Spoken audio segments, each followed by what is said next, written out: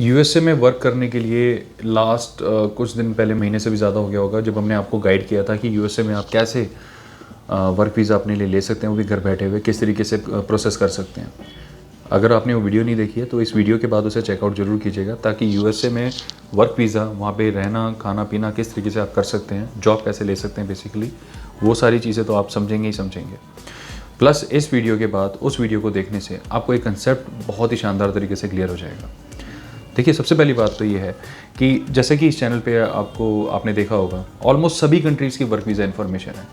पूरी दुनिया में आपने कहीं पर भी काम करना है, इस चैनल पे सर्च मारिए, आपको इन्फॉर्मेशन मिल जाएगी। बट यूएस की नहीं मिलेगी। तो यूएस की वो लास्ट में सबसे पहले हमने इनिशिएटिव लिया था, क्योंकि हमारे पास रिक्वायरमेंट्स यूएस को लेके आती नहीं थी। हम आपकी रिक्वायरमेंट्स के बेस पे ही रिसर्च करते हैं। आपकी रिक्वायरमेंट जब यूएस की आने लगी तो हमारा ध्यान उस पर गया है। बट यूएस का वीज़ा, वर्क वीज़ा खास तौर से जो होता है, बहुत सारी कैटेगरी है, H1 है, आपने सुना ही होगा, वो अलग है, बट वो इतना आसान नहीं है वहाँ पे लेना, बट इतना मुश्किल भी नहीं है। तो एक नई डेवलपमेंट है जो मैं आपको बताने वाला हूँ, वो ये है कि यूएस में जो स्टेट्स हैं उनके पास कुछ हद तक फेडरेशन पावर्स होती हैं, यानी they can decide their law and order up to some extent apart from foreign policy and security. आप फॉरेन पॉलिसी और सिक्योरिटी को छोड़ के बाकी सारे मेजर डिसीजंस अपनी स्टेट के हिसाब से ले सकते हो। तो यूएस में काफ़ी सारे स्टेट्स ने ये पावर उनके पास है कि वो डायरेक्ट किसी भी फॉरेनर को हायर कर सकते हैं। और काफ़ी सारे स्टेट्स में ऐसे रूल है जहाँ पे फॉरेनर्स का जॉब मिलना बहुत मुश्किल है।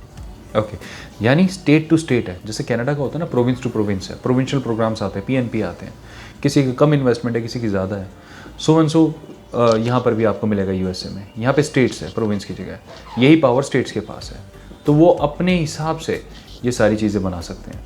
तो आज मैं आपको एक ऐसे यूएस की रिक्रूटमेंट कंपनी के बारे में बताना चाहता हूँ जो आपकी इसमें काफ़ी हेल्प कर सकती है, क्योंकि ये रिक्रूटमेंट कंपनी जो है, इन्होंने सबसे ज़्यादा पैर उन्हीं स्टेट्स में पसारे हुए हैं जहाँ पे इमिग्रेंट वर्कर्स वेलकम हैं।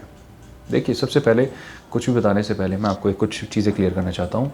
इस रिक्रूटमेंट कंपनी के साथ मेरा कोई टाई अप नहीं है, कोई भी नहीं, ना ही उनकी तरफ से कोई हमें स्पॉन्सरशिप आ रही है, नील, ज़ीरो। ये मैं आपको सिर्फ हमारे जो पोर्चुगीज़ बेस्ड लॉयर हैं उनके एडवाइसेस पे बता रहा हूँ। मैं इस कंपनी के बारे में ज़्यादा नहीं जानता था आपसे कुछ दिन पहले मुझे बताया गया, तो फिर मैंने अपनी रिसर्च करी, हमारी टीम ने थोड़ा सा फाइंड आउट किया कि एक चीज़ें क्या हैं, तब थोड़ा सा हमें क्लियर हुआ है। प्लस जो हमारे लॉयर्स का इनपुट है, उन्होंने तो हेल्प कर रही थी हमारी।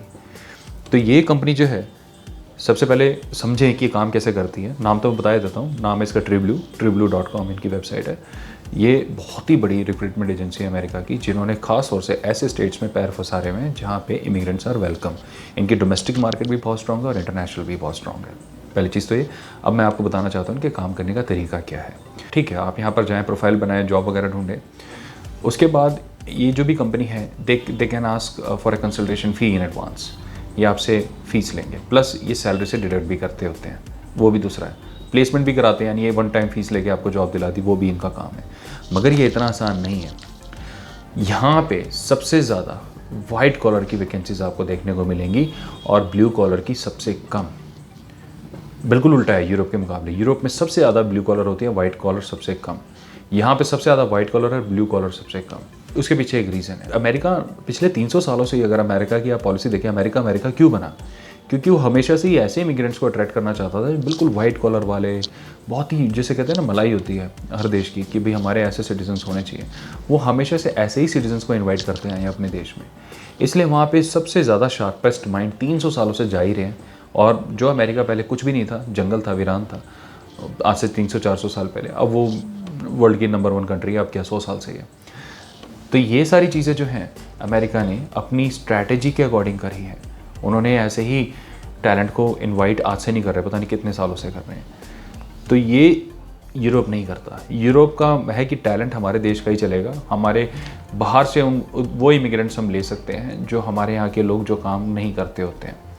तो वो थोड़े से डोमेस्टिक पॉलिसीज़ को ज़्यादा फेवर करते हैं यूरोपियंस। बट पिछले कुछ सालों में वहाँ पर भी चेंजेस आ रहे हैं। वहाँ पर भी वाइट कॉलर में अब रिक्रूटमेंट ओपन होने लगी है, बट उस स्केल में नहीं जो यूएस में होती है। अमेरिका में आपको वाइट कॉलर के साथ साथ अब जो है पिंक कॉलर जॉब्स मिलते हैं, जो खास तौर से वुमेन ओरिएंटेड जॉब्स हैं, अमेरिका में बहुत हैं, वो भी मिलेंगी आपको। ब्राउन कॉलर जॉब्स तो वहाँ मिल ही रही हैं। ब्लू कॉलर का वहाँ पे थोड़ा सा शॉर्टेज है, वो इसलिए क्योंकि वहाँ पर जो वर्कर्स हैं वो मिल जाते हैं, हालांकि उनकी बहुत शॉर्टफॉल है बट फिर भी मिल जाते हैं। वहाँ पे इलीगल इमिग्रेशन की वजह से वहाँ पे इलीगल इमिग्रेंट्स दुनिया भर के मिलते हैं, दुनिया भर के। तो इसकी वजह से जो ब्लू कॉलर ओपनिंग्स हैं वो बड़ी जल्दी फिल हो जाती है वहाँ पे जाके। तो इसीलिए ब्लू कॉलर पे बाहर के लोगों का नंबर बड़ा कम पड़ता है। यहाँ पे इंडिया को एडवांटेज मिल जाता है। इंडियंस जो हैं ज़्यादातर आप देखेंगे बाहर जब जाते हैं खासतौर से यूएस में, तो वाइट कॉलर जॉब्स या थोड़े बहुत ब्राउन कॉलर जॉब्स में ज़रूर आपको मिलेंगे, ज़्यादातर इंडियंस से मिलेंगे। ये एडवांटेज इंडियंस को मिल जाता है। तो TrueBlue.com पे आप जाएँ, अपनी प्रोफाइल वगैरह बनाएं और वहाँ पे जो भी रेलेवेंट आपको जॉब्स मिलती हैं जो आपकी प्रोफाइल से मैच कर रही हैं उन पे अप्लाई करें। जैसे कि मैं आपको शुरू में बता दिया था कि आप अगर हमारी यूएस वीज़ा वाली वीडियो देखेंगे तो आपको क्लियर हो जाएगा ये कंसेप्ट, वो कंपनी आपको हायर करती कैसे है और फिर उसके बाद उनका क्या क्या पेपर वर्क है। इतना आसान नहीं है। तो इसलिए इस वीडियो में अगर मैंने वो सब बताया तो बहुत वीडियो लंबी हो जाएगी। तो आप इस वीडियो के बाद डेफिनेटली उस पर जाएँ और ये समझें वो कंपनी जो आपको हायर करती है सारा हेडेक उसका हो जाता है। काफ़ी सारे पेपर वगैरह, काफ़ी सारे अप्रूवल वगैरह उसको लेने पड़ते हैं, जो कि इतने कॉम्प्लिकेटेड नहीं है, आराम से हो जाते हैं। बट ये आप नहीं कर सकते, या तो आपकी रिक्रूटमेंट एजेंसी करेगी या जिस कंपनी ने आपको हायर किया वो करेंगी। तो TrueBlue.com is a reliable agent जिस पे आप रिलाय कर सकते हो। इससे बिज़नेस करना ना करना ये आपकी पर्सनल चॉइस है। इसको पैसे देना ना देना ये आपका पर्सनल चॉइस है। मेरे कहने से बिल्कुल मत पैसे दें आप, बिल्कुल भी नहीं। मैं वैसे भी नहीं कह रहा आपको पैसे देने के लिए, क्योंकि इस पर तो स्कैम ही बहुत ज़्यादा होता है। बट वहाँ पे काफ़ी सारी फ्री वैकेंसीज़ भी आपको मिलेंगी। उन वैकेंसीज़ पे अप्लाई तो करें।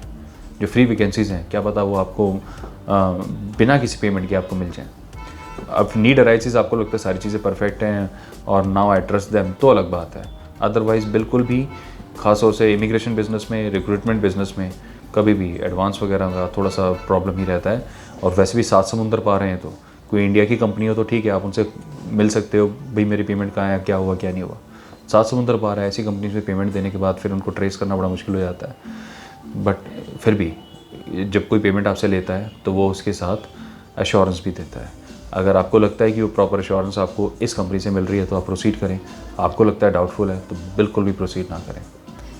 फ्री वैकेंसीज़ इसमें हैं, हमने खुद देखी हैं। आप जाइए फ्री वैकेंसीज़ में, लिस्टिंग में अपने आप को रजिस्टर कराएं। रजिस्टर डेफिनेटली कराएं। फर्स्ट स्टेप में यूएस वर्क वीज़ा में सबसे पहले, यूएस क्या है इनफैक्ट वो बाहर कहीं पर भी आप वर्क वीज़ा लगाएंगे, सबसे पहले ध्यान रखें 2 चीज़ों का, पेशेंस और एफर्ट। अगर आप हमारे पुराने दर्शक हैं, ये चीज़ आपको पता होगी, हमने पहले भी बताई है। पेशेंस और एफर्ट में कहीं कॉम्प्रोमाइज़ नहीं होना चाहिए। आज आपने अप्लाई करा, कल सेलेक्ट हो जाओगे, ऐसा नहीं होता। आज आपने अप्लाई करा, 5 दिन बाद आप यूएस पहुंच जाओगे, ऐसा भी नहीं होता। इसमें समय लगता है। और ऐसा नहीं आपने अप्लाई करके छोड़ दिया, फिर कुछ आप कर ही नहीं रहे हो, दूसरी वैकेंसी नहीं देखी, 6 महीने तक सोच रहे हो यार अप्लाई तो करा था, उसका क्या हुआ। ऐसे भी नहीं होता। एफर्ट, टाइम वगैरह आपको देना होगा। बहुत सारे लोग हर साल जा रहे हैं यूएसए में, अभी भी वो इसी वजह से जा रहे हैं, बिकॉज इन 2 चीज़ों में वो कॉम्प्रोमाइज़ नहीं कर रहे।